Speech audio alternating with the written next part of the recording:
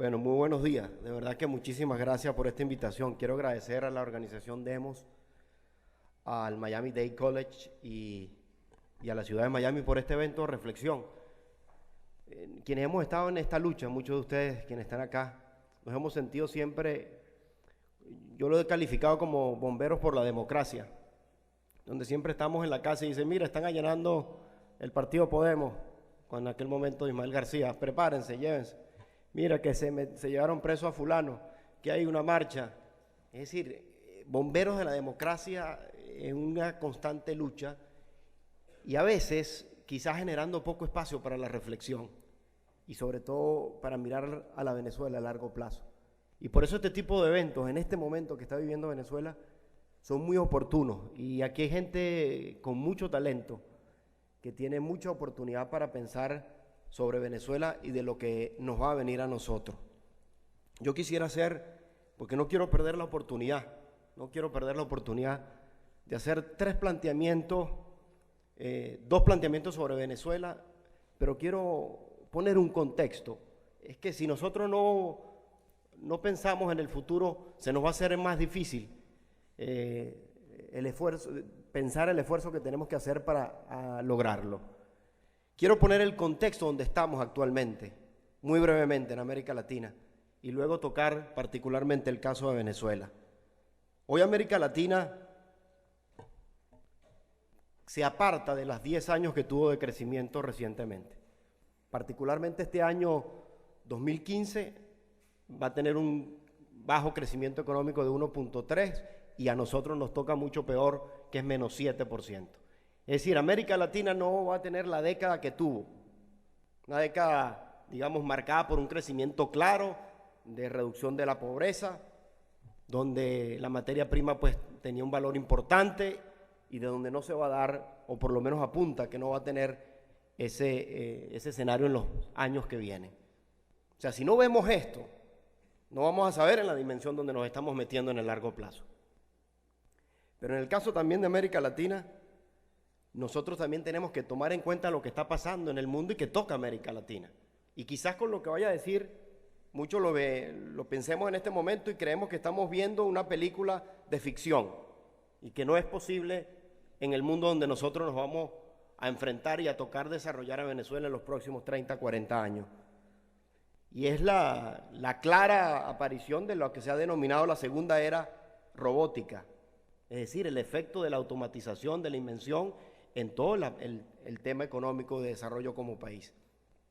De hecho, hay un estudio de unos catedráticos de Oxford que ya lo plantean claramente, que en las 2 próximas décadas, este efecto de la automatización, la mitad del empleo que hoy existe va a ser sustituido y va a tener un efecto mucho más fuerte en los servicios. Y precisamente de cada 3 empleos que se generan en Latinoamérica, 2 vienen de los servicios. Y es allí donde va a tener un mayor impacto en el tema económico de desarrollo. Pongo esto en contexto porque mucha de la dinámica que le estoy hablando política no nos permite visualizar un poco más allá de las cosas que nosotros tenemos que enfrentar como nación. Entonces, con esos grandes retos, imagínense enfrentando, eso es como vamos a entrar en esta autopista que les acabo de poner. Aquí está sonando un teléfono, no sé si es el tiempo ya. O sea, frente a esta dimensión, ¿cómo está entrando Venezuela? Nosotros estamos hoy en la peor crisis política, económica y social de nuestra historia. Parafraseando a Picón Salas cuando lo decía en el siglo XX, dice Venezuela, todavía con Gómez, no ha entrado en el siglo XX. Bueno, yo creo que nosotros no hemos entrado en el siglo XXI. No hemos entrado en el siglo XXI, Venezuela. Está en un proceso de atraso profundo y que creo que las dimensiones y el efecto devastador todavía no se ha visto en su dimensión total. Es decir, que mucho peor puede ser la situación política, económica y social que tiene Venezuela si nosotros como venezolanos no tomamos estas reflexiones que quiero hacer en este momento. Se me pasaba un detalle sobre el tema de la automatización, la innovación, la tecnología, donde nosotros estamos atrasados, pero que tiene que ver con esta era nueva que viene. En América Latina, por darle un ejemplo, las invenciones de patente apenas logró hacer el año pasado 1.200, cuando solo Corea del Sur logró 12.400, es decir, 10%. De toda la inversión en tecnología e innovación que se hace a nivel del mundo, solo a América Latina le toca el 2.4%. O sea, si nosotros nos vemos esta cifra y lo que se va a enfrentar el mundo, y particularmente cómo nos está afectando en América Latina, en términos económicos, en términos de innovación, tecnología, bueno, difícilmente nosotros podemos repensar una Venezuela que se nos va a hacer complejo avanzar de donde estamos. Entonces, como les decía, estamos en nuestra peor crisis, y yo no voy a entrar en detalles sobre la crisis porque ustedes la conocen, política, económica y social. Entonces, yo he hecho un planteamiento, esto lo voy a sacar dentro de poco, una carta que le escribo como venezolano y la estoy dirigiendo a lo que yo he denominado el chavismo democrático. Muchos me criticarán, muchos me han dicho, bueno, eso no existe, es una contradicción. Y quizás apelo acá a lo que decía Vladimiro al inicio. Este desafío que tenemos nosotros como venezolanos necesariamente va a requerir el esfuerzo de las distintas partes en conflicto. Y yo quizás no estoy aquí hablando de la totalidad, pero sí de una parte que le permita dar estabilidad política a un nuevo orden de ideas para que nosotros podamos avanzar como nación. En otras palabras, para asumir estos desafíos que tenemos en Venezuela, para enfrentarnos a este mundo donde estamos acá, necesitamos una reconciliación verdadera y donde la historia sea utilizada no para abrir heridas, sino para cerrarlas, y que estas partes en conflicto puedan entender que todos somos necesarios para poder avanzar. Es decir, que podemos tener diferencias, bienvenidas, pero que podamos resolverlas en democracia y con civilidad. Para mí eso es lo que se ha roto hoy en Venezuela. Yo lo he denominado la convivencia democrática. No hay convivencia democrática. Está fracturada. Y lo que es peor, y esto recuerdo hablarlo con Felipe González, porque compartiendo el gran deterioro que tiene Venezuela, sobre todo en términos económicos, y decía, le comentaba que yo no tengo, que no creo que ha sido, como les dije, la peor de los últimos años, incluso mucho más allá que Pérez Jiménez. Y él me agregaba un elemento que yo lo comparto y es cierto. Él me decía, aquí hay un elemento mucho peor, Carlos, que el tema de Pérez Jiménez, que se ha incluido una semilla de división y de confrontación entre los venezolanos que puede ser un germen peligroso para una guerra civil. No estoy diciendo que vamos hacia allá, pero comenzó una visión sistemática de enterrar en los venezolanos una confrontación que no se había marcado antes. Entonces, por eso creo que es clave ese entendimiento entre las distintas fuerzas políticas. Y creo que nosotros necesitamos un nuevo planteamiento o acuerdo como país que abarque al menos, y aquí lo voy a poner, 7 puntos, y lo voy a decir muy brevemente, porque creo que tiene que ser, digo, como planteamiento para la reflexión que tenemos que hacer nosotros de esa Venezuela que queremos construir, y que es el primer planteamiento que quiero hacerle a los venezolanos con esta reflexión. Uno tiene que ver en lo político, que es el rescate de la convivencia democrática. No es posible avanzar como país si no rescatamos nosotros la convivencia democrática y que estemos nosotros claros de que ella es condición necesaria para poder adelantar en los otros aspectos. ¿Y qué es la convivencia democrática? La separación de poderes, libertad de expresión, liberación de presos políticos, ese aspecto que nos permite a nosotros ir institucionalizando a Venezuela. Y agrego aquí un detalle, porque no lo podemos dejar pasar por debajo de la mesa, después de estos 16 años que hemos vivido. Hay que eliminar de Venezuela la reelección presidencial indefinida. Nos ha hecho un daño terrible en nuestra historia y en estos 16 años creo que ha sido uno de los elementos que ha contribuido a generar este conflicto político en Venezuela. Segundo aspecto, en lo económico, crecimiento económico con equidad. No es posible salir de este panorama económico que le hemos planteado en América Latina y en Venezuela sin entender que la economía tiene que ser mixta y donde el sector privado produzca. Necesitamos más producción. Es la única manera de poder enfrentar esta crisis económica que tenemos, pero con equidad, avanzando juntos, pero sin dejar nadie atrás, sobre todo a quien más ha sido golpeado por el tema económico, que es el sector más vulnerable de los venezolanos, me estoy refiriendo a los pobres. Donde intervenga, como lo he dicho, la inversión en tecnología e innovación. Tercer aspecto de ese acuerdo, digamos, de Estado, lo diría yo. En lo social, vivir y progresar. Los grandes desafíos de Latinoamérica, como es la violencia y la desigualdad. Si no asumimos esa batalla, porque hoy somos uno de los países más violentos del continente, no podemos avanzar porque está en juego la vida. Ya ustedes saben las cifras que hay hoy de inseguridad, y si nosotros no lo asumimos como Estado, pues difícilmente nosotros podemos derrotar uno de los desafíos que tiene Latinoamérica. Y el de progresar, me estoy refiriendo a la desigualdad y a la pobreza estructural. Venezuela fue, a pesar de nuestro ingreso petrolero, donde creció la pobreza, según cifras de la CEPAL, el último año, del 25 al 32%, y va a seguir aumentando por la caída del petróleo. Cuarto punto, en lo ético, llenar la política de valores. Yo creo que esto nos tiene que llevar a reflexión de lo que está pasando en Latinoamérica. La corrupción se está comiendo a nuestro sistema político y los desencantos, y está poniendo a prueba los modelos políticos en este momento. Fíjense la crisis que está en Brasil, la hemos visto por supuesto en Venezuela. Si nosotros no atendemos el tema de la corrupción, que yo lo mezclo aquí con el narcoestado, y donde lo llenemos de valores la política, sencillamente el sistema político cada día será menos estable. Quinto, en lo militar, lo he llamado la civilidad, la necesidad de que el sector militar esté aparte de lo partidista. Fíjense que no lo saco de lo político, creo que son parte de nuestra sociedad, tienen una voz, tienen un rol, pero fuera de la diatriba partidista. Y cuando yo digo estos temas, es verdad, me estoy refiriendo al qué, no al cómo. Allí es donde va a venir el debate, pero que por lo menos genere un punto de entendimiento entre las distintas fuerzas políticas. Sexto, en lo petrolero, lo llamo la diversidad. Tenemos 100 años de producción petrolera. Recuerdo, por haberlo visto en video, Medina Angarita presentando la ley de hidrocarburos, donde decía que Venezuela no podía seguir dependiendo de los vaivenes del precio del petróleo. Bueno, 100 años después nosotros estamos peor. Y nos toca a nosotros, y cuando digo nosotros como generación no me refiero a la edad, a todos los que estamos acá, definitivamente sembrar las bases para diversificar nuestra economía.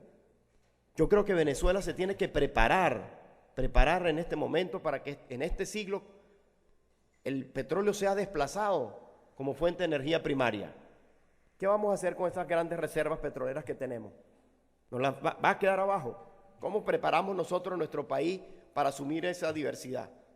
Hace poco me reunía con Moisés Naín y le preguntaba: Moisés, ¿dónde crees tú que puede estar la diversificación? ¿En qué sector? Me decía: mira, Carlos, tratar de poner un sector o algo, creo que va a ser inútil.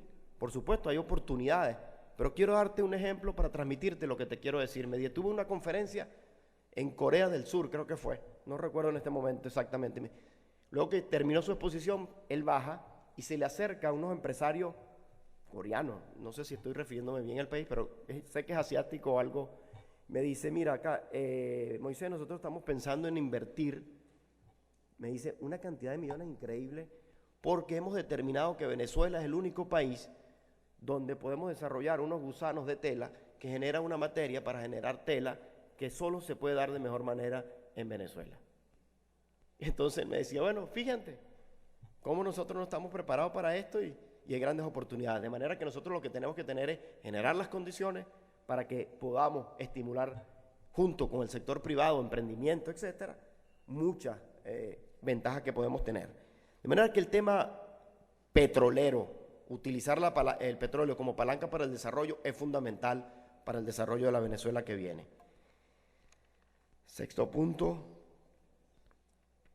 6 puntos.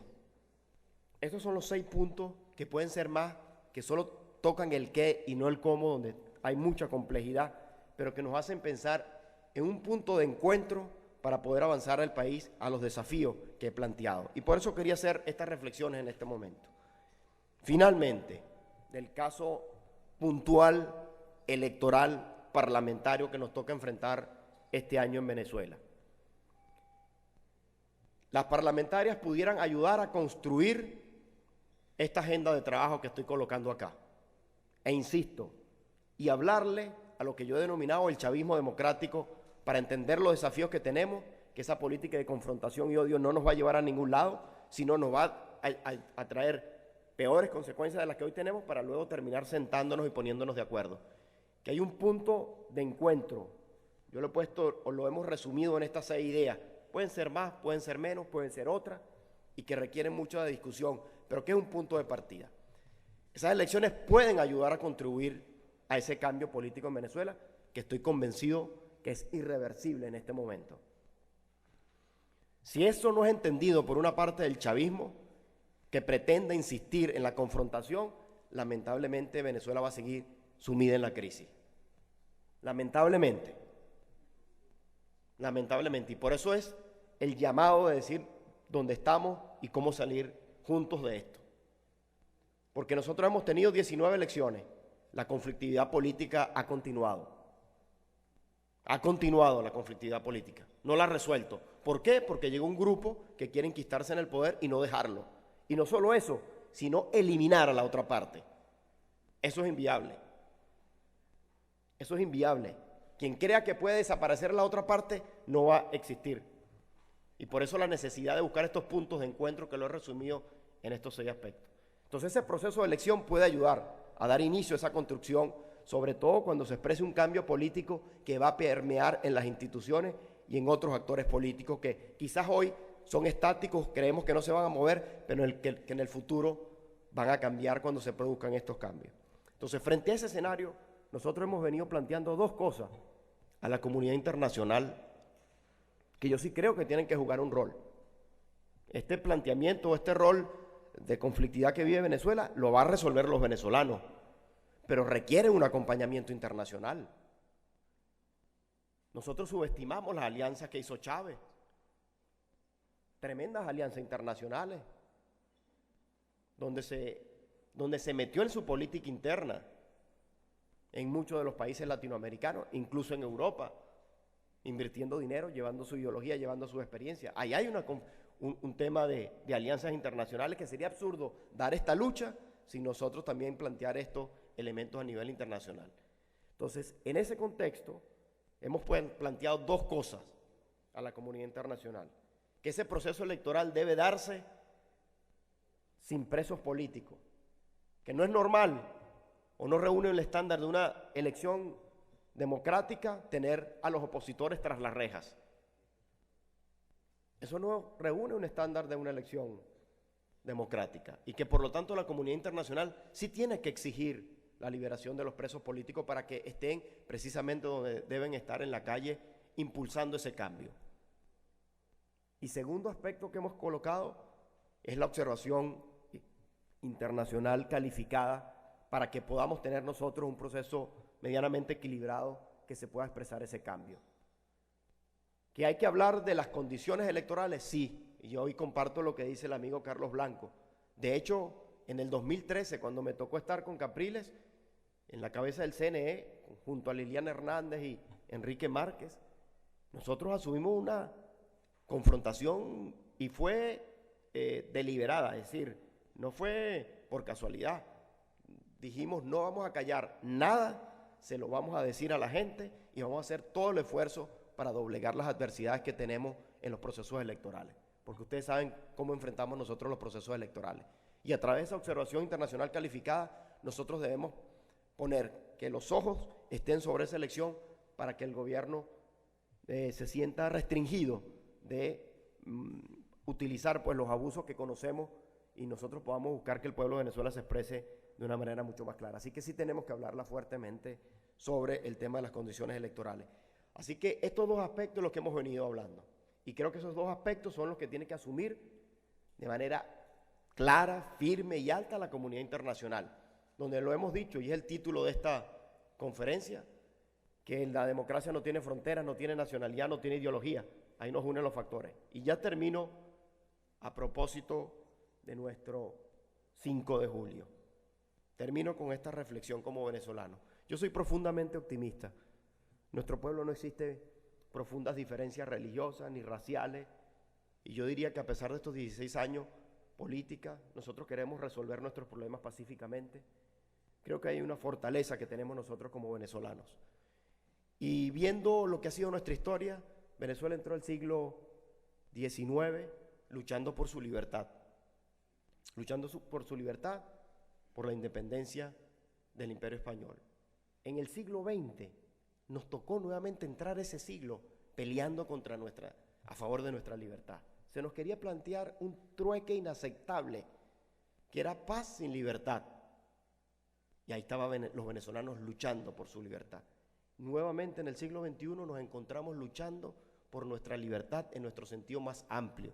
Vladimiro hacía una reflexión que yo la comparto, pero también la libertad que tiene el venezolano de poder salir a la calle sin que lo maten, la libertad de comprar el producto que quiera, la libertad de buscar la información que necesite, esa libertad de querer progresar y echar para adelante, restringida. Ahí está el venezolano luchando nuevamente por su libertad. Y estoy convencido que esa sangre de libertad está en nuestro pueblo y que nuestro pueblo nuevamente va a salir victorioso frente a esta lucha con la libertad y va a rescatar lo que está en nuestra acta de independencia. Porque cuando tenemos estas luchas tan difíciles, tenemos que tener en cuenta lo que tuvieron nuestros fundadores cuando la crearon. Y dijeron en esa acta que lo hicieron para rescatar la dignidad natural de un pueblo y sobre todo para expresar ese deseo eterno de vivir y morir libres en nuestra tierra. Muchísimas gracias y muy buenos días.